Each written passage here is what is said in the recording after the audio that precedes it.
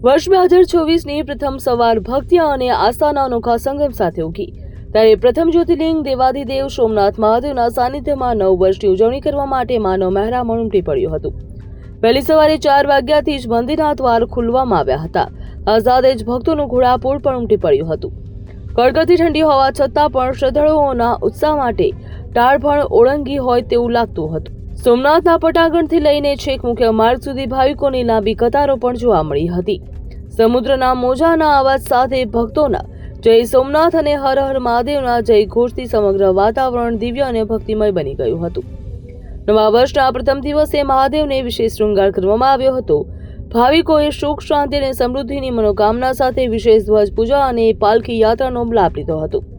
પરિવાર સાથે મહાપૂજા અને અભિષેક કરીને વર્ષના પ્રારંભમાં પ્રાર્થના કરી હતી। દેશ વિદેશથી આવેલા પ્રવાસીઓએ સોમનાથ દરિયા કિનારે સૂર્યોદયના દર્શન સાથે આધ્યાત્મિક શાંતિનો અનુભવ કર્યો હતો।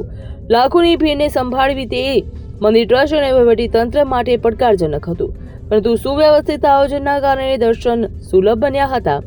સોમનાથમાં ઉમટેલી આ જનમેદની સાબિત કરે છે કે આધુનિક યુગમાં પણ સનાતન સંસ્કૃતિ અને મહાદેવ પ્રત્યેની આસ્થા અડગ છે।